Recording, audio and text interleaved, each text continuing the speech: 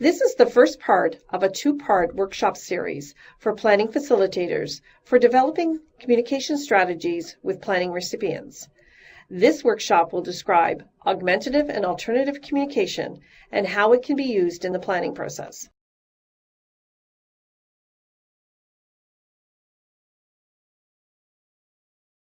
Many individuals with developmental disabilities have difficulty communicating their needs and desires. They may not be able to fully express themselves verbally and may need to use alternative or an augmentative communication to help them express themselves. Augmentative and alternative communication, which is also referred to as AAC, includes all forms of communication, other than oral speech, that is used to express thoughts, needs, wants, and ideas. Augmentative communication refers to the use of any aids or techniques that supplement existing vocal or verbal skills. An individual who uses this type of AAC usually is able to express some of their message verbally, but just needs help to make it clearer or easier for the listener to understand. Alternative communication has a slightly different meaning. It refers to communication techniques that are used by those who have no or extremely limited vocal ability. These individuals may use their body movements or their facial expressions to express themselves. The individual could also use a picture or sign communication system in place of verbal speech. So, although many people think about AAC as items such as communication boards or speech-generating communication devices, AAC can also refer to a variety of simple means of communication, such as facial expression and gestures. A person may be able to use gestures to express themselves quite clearly, and they should not be excluded from the planning process on the belief that they are not communicating with their voice. Many individuals with developmental disabilities use AAC, but the degree and the way that they use it varies greatly. Some have limited vocabulary. Some may only be able to use their AAC in certain circumstances. Some may need a long time to respond with their AAC. Others may have a quite expanded AAC and are able to communicate on various topics. In summary, AAC refers to a wide range of strategies that support or replace spoken communication. Your job as a planning facilitator will be to determine what form of AAC the individual uses and if it can be used in the person-directed planning process. AAC can be defined in many different ways. For our purpose, we will use the terms unaided and aided. Unaided AAC simply refers to any AAC that does not require any external equipment. This means that the individual only uses his own body to communicate. The most common unaided AAC includes the use of gestures or the use of sign language or manual signs. Individuals may also use a consistent set of facial expressions in a way that you are able to know exactly what they are trying to express. Aided AAC requires external materials or devices. It can be something as simple as a picture book or as complex as a device with environmental or computer capabilities. Some of these AACs generate spoken words, and others generate written text. Aided AAC can range from the inexpensive, for example, a communication board, to very costly, that is, devices costing thousands of dollars to purchase. As a planning facilitator, you will need to gather information on the individual's specific AAC to determine if its use is consistent and whether or not the use of it will help in the planning process.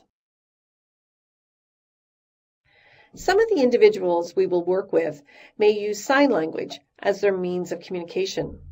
Some may actually know the language structure of American Sign Language, but others may only use a limited number of manual signs to express their needs and desires. As the planning facilitator, you will need to determine the vocabulary of signs that the individual understands and uses. It is important to realize that the individual may know and understand many more signs than they can actually use on a daily basis. Sometimes, when an individual only has a few manual signs, these signs are usually limited to items or activities in their daily living. If this is the case with the individual that you are working with, you will need to determine if the signs can be used in the person-directed planning process. You will also need to determine if the individual has the ability to quickly learn some additional signs if needed. If the individual can use complex American Sign Language with the correct grammar structure, you may have to use an interpreter to assist you to understand the full meaning of the signs, and also to help you present the information in the correct sign language grammatical structure so the individual can understand. Now we are going to look at some aided AAC. You will remember this type of AAC is when the individual uses something besides their own body to communicate. The first one we're going to look at is called a voice amplifier. This is a type of augmentative system that is used to augment somebody's voice. For an individual who has difficulty with the volume of their speech, they may use a voice amplifier to make their voice louder. An amplifier is used to make communication easier for that individual. It is usually a simple device that makes the voice louder, but does not make the individual's articulation clearer.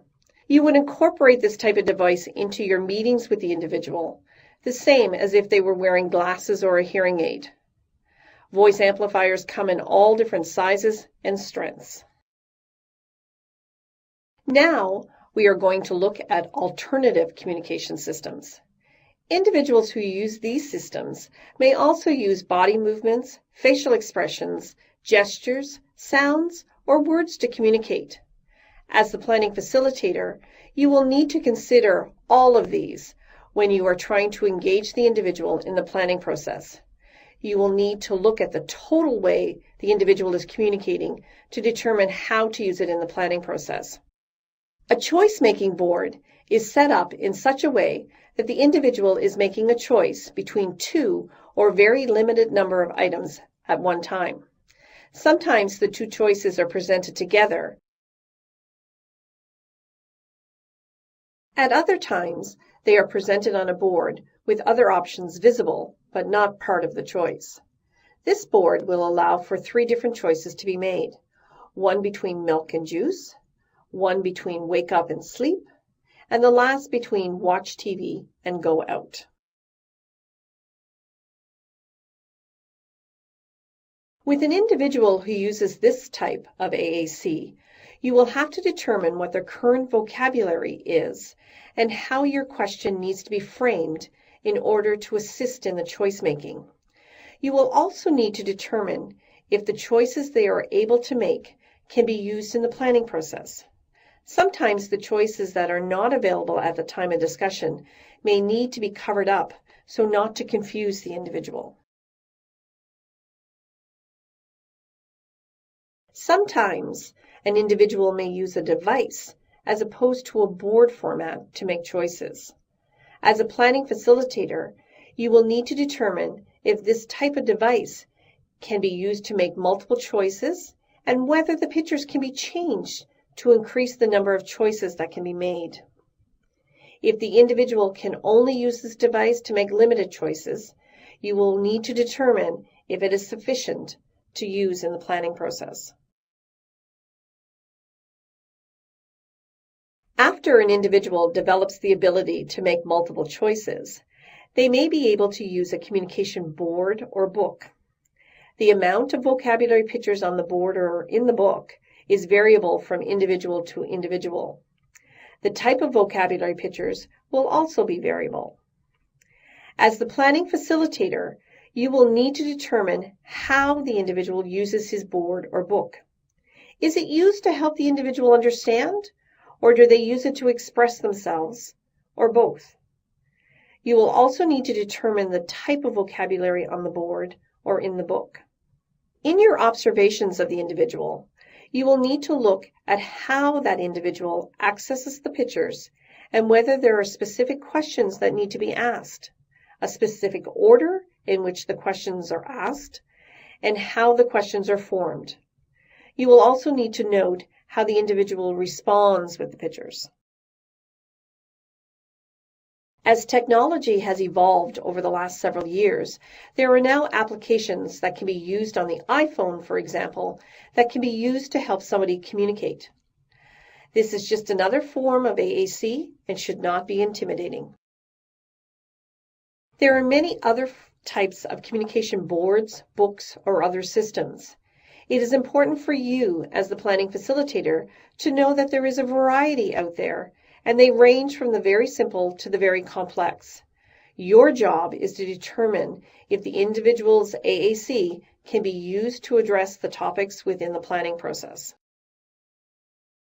So, as you can see, AAC is used to assist somebody understand what is happening in their environment and to communicate their message, and should be thought of as such.